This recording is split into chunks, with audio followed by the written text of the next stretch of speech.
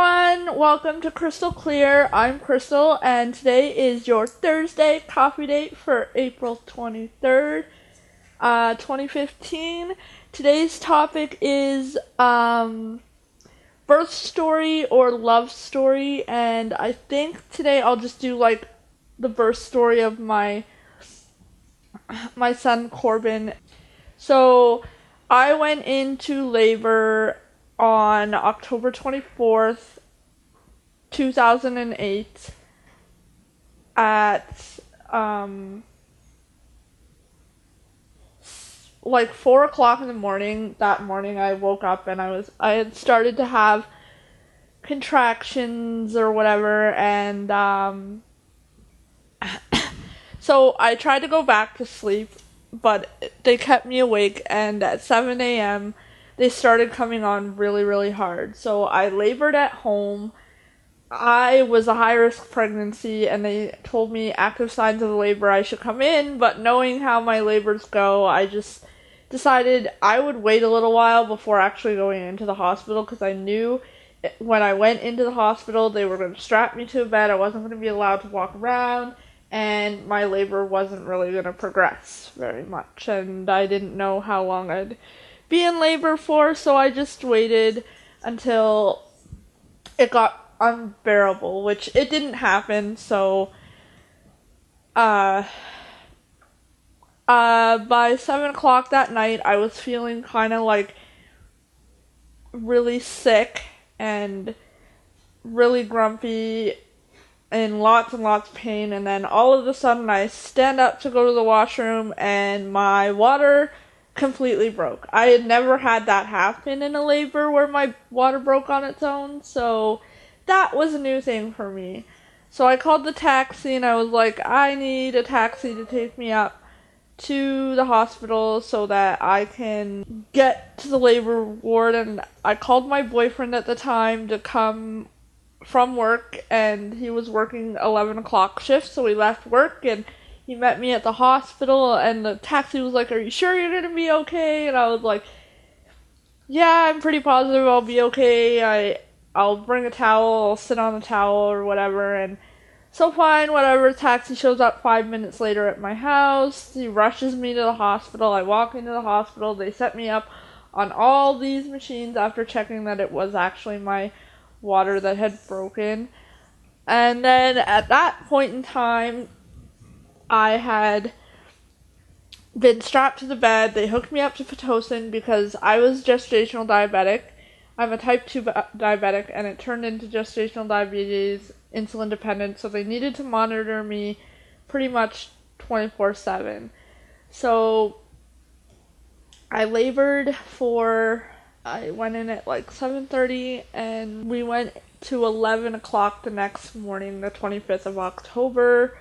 I was only allowed to get up to take hot showers or go to the bathroom, so that was pretty uncomfortable for me, being in a bed, and my labor was not progressing whatsoever. I was not allowed to walk, and I only got to like 4 centimeters dilated, and it never progressed past that. Because of the amount of Pitocin they were putting into my body along with saline solution, so I didn't dehydrate, my leg ended up swelling like 2 to 3 times the normal size. I have very tiny thighs, and my thighs by the end of my labor were they were huge. They were really big. So at that point in time, I am begging for the doctors to give me a C-section because I was not progressing. I was very grumpy. I hadn't slept. And so the doctor comes in at 10 after 10, and he says to me, we're going to prep you for a C-section because with the way your leg is retaining all this fluid, you're not going to be able to push your baby out. So they brought the anesthesiologist in, and he was like, you're going to have to get an epidural. I was very much against an epidural. I'm terrified of needles, so I didn't want to get an epidural on my back. So they take me into the OR. My boyfriend had to stay outside. My boyfriend at the time had to stay outside while they prepped me for my C-section, and so he wasn't even allowed in the room because they ended up having to put me to sleep, but that's a little bit farther in the story. So they're prepping me, and the anesthesiologist says to me, we cannot put you under because if we put you under, there's a high chance that you will die. What a thing to tell a mother who is in labor. So they prepped me for this epidural, and I said to the doctor, don't tell me that you're putting it in my back because it'll just make me panic. So what does the anesthesiologist do? He tells me, don't move, I'm about to put the needle in. So I panic, and I have an anxiety attack, and the nurses have to calm me down, and I finally agreed a second try. Yes, I'm going to do this. And the nurses tell the anesthesiologist, okay, this time don't tell her that you're putting it in her back. So what does he do the second time?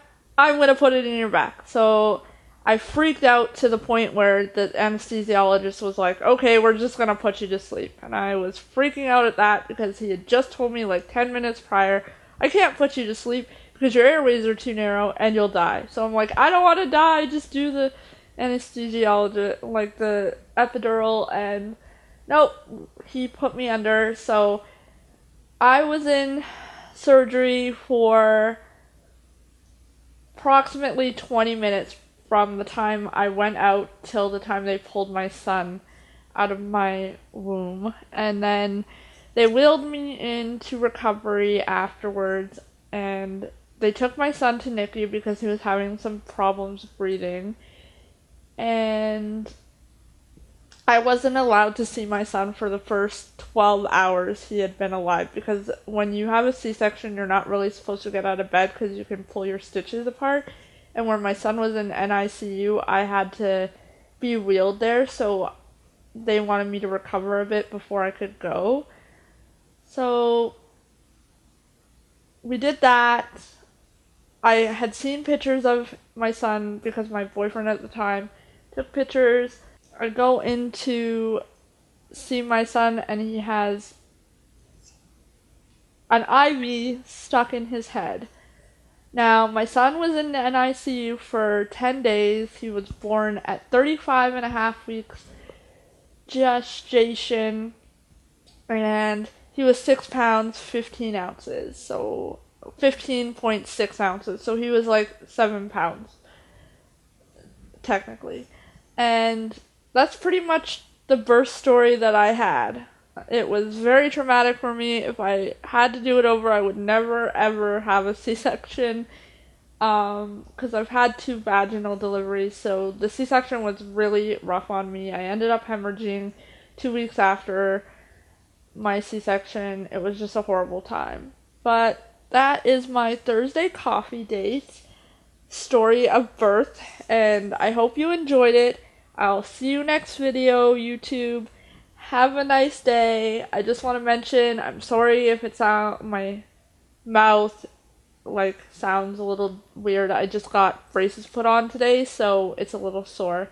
But I'll see you next video, YouTubers. Thank you for watching. Bye! Hi everyone! Welcome to Crystal Clear. This